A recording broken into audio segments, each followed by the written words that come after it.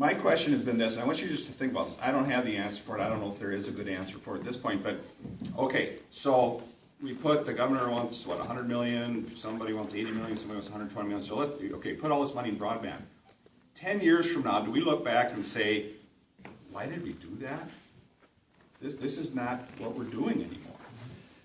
That's a concern. I think we have to think through that. I don't have an answer for that today, and I don't know, Leader Cretia, if you have a thought on that, okay, so we spend $100 million, it's gone. I mean, we put the broadband in, but now we don't use broadband anymore. You should come to my house, and down in my John Deere room in my library, I got my library and all my John Deere tractors. I have a lot of 8-track cassettes, and they're really cool. You should listen to them. They're from the mid-'70s. And then I went to cassettes. I mean, I really updated. I've got a lot of vinyl. The vinyl's back. If you go to Barnes & Noble, you can get vinyl again. But my concern is this is a lot of money. We're talking about a lot of money, a big investment in infrastructure. Where are we 10 years from now? If I can add to that, and there's a lot of mechanisms we have. One of them is Representative Davids has sponsored a bill that removes expands the sales tax exemption to fiber. Well, we know one of the ways to slow things down is you tax it. So a couple years ago, we had a telecommunications tax. We repealed that because it was hurting the rural areas the most because nobody wanted to buy the equipment and pull out fiber because of the tax. And so that's something Representative Davis has done. Representative Baker in Wilmer has, it's called the right-of-way reform bill. And it's absolutely what you're talking about, Bonita. And we're trying to get all these things through. The easiest thing that could happen is the senators would just listen to me, but they don't. And so I have to put a bill in, we have to convince the senators, and we have to come back together. That's what's taking this up. And the other thing is, I'll tell you, again, if there's third and fourth consequences that we sometimes don't understand. If we put all this into doing fiber, and then we reduce our competition, we give one provider that right away, or that monopoly, what's going to happen down the road? They're not going to be able to expand, or they're going to have a control over your prices. So we have to be very careful on where we use these dollars, that we don't duplicate with the feds, and that we allow the private enterprise to do what it does best, which is bring innovation to your homes so that we can drive your costs down. It's not an easy game to play, and it's very delicate, but that's what we have to do. And just be thinking about that, because I think it's important when Representative Cretia said broadband isn't X. Broadband can be many things. I think everybody in this room has the same goals as far as getting people connected. The question is how we do it. Yes, sir. Dennis DeCarroll from Harmony. Yeah. I'm a software provider. Yeah. And I do most of my stuff over the internet. I live in Harmony. What I have currently works fine for me. But I have customers in Blue Earth County, for example. I work with large hog confinement operations. We have computers in the hog buildings. It's no longer a problem, but it was for a number of years to get that. But I have a question. I'd ask you about the broadband task force. Yes. Do you believe in the broadband task force? Greg, do you believe in the broadband task force? I believe in my Lord and Savior Jesus Christ. That's the only thing I believe in. The broadband task force has a job to do. Yeah. Okay, and what's their job? Their job is to promote getting broadband across the state of Minnesota. Okay, it seems to me the task force, and I don't know the people personally, but based on their job descriptions, they must be reasonable experts in this area, right? Yeah. You're a school teacher who used to only volunteer, according to your own words, stringing some cable around, and then you started your own company. Yep. Now, what did the task force recommend this year for using grant money? They recommended $100 million, isn't that Well, right? I don't think they've actually, the $100 million has been kicked around. No, the $100 million, if you read the report, is the $100 million. Has that come out of the task force? Yes. Okay. And Senator Schmidt from Red Wing, on Yep. the Senate side, Yep. put in a bill for $100 million. You had another bill in the House for $100 million. That was my bill. No, yours was for 50. I started with 50, but the amendments, we kept going. Yes. Yep. But I asked you, if there was a bill put forward for $100 million, your bill went forward for $50 million.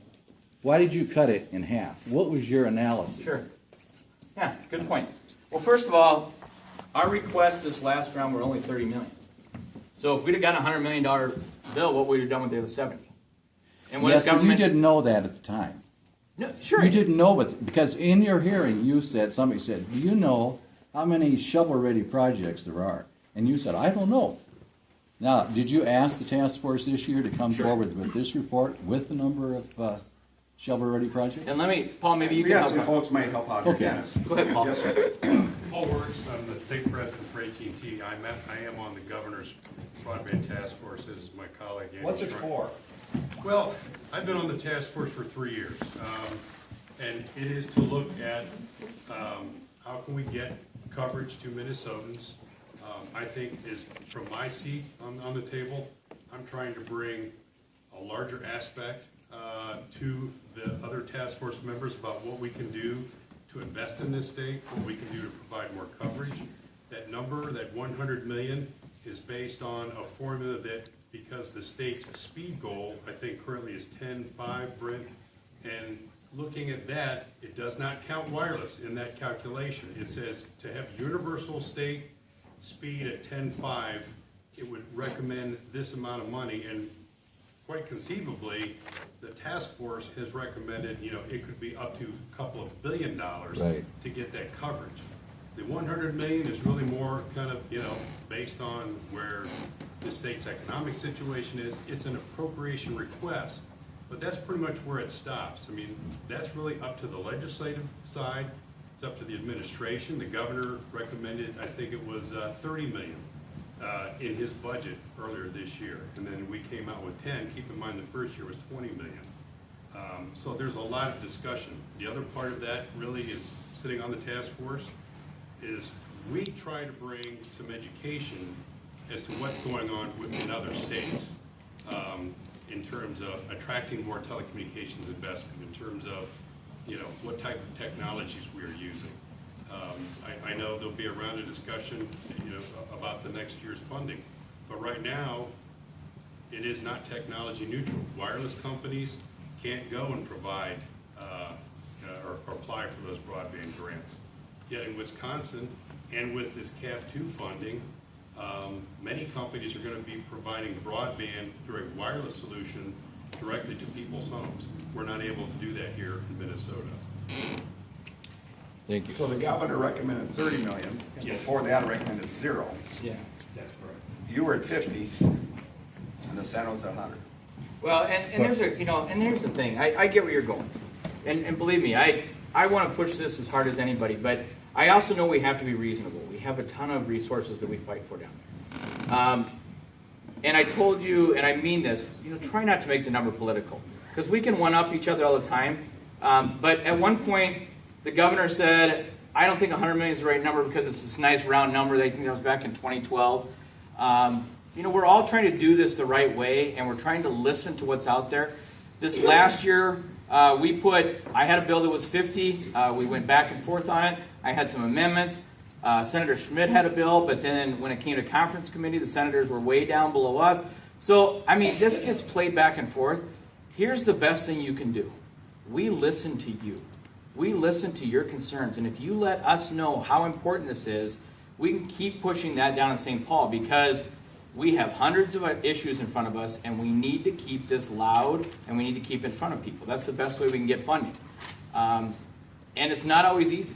And it doesn't make it, I can tell you, someplace I go to, I'm very well received for the broadband work. Someplace I go to, and they say, you're not doing anything. It's what we do. Yes. I'd just like to add the comment, though, that it seems to me that, this is a very complex issue. Yeah. And you have a task force of, I assume, very competent people.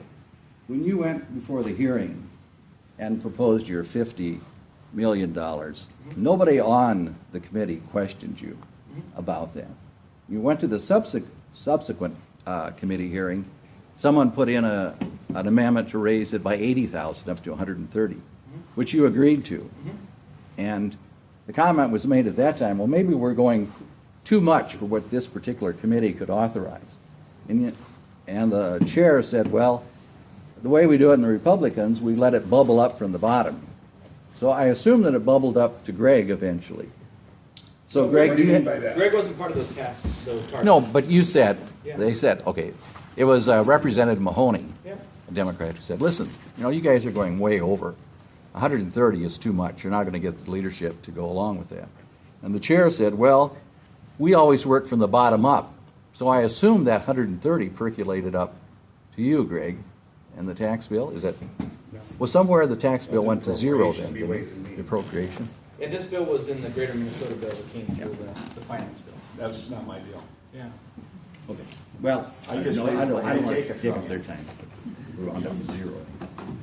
11. But thank you. Okay, I had Harvey. Go ahead. Harvey.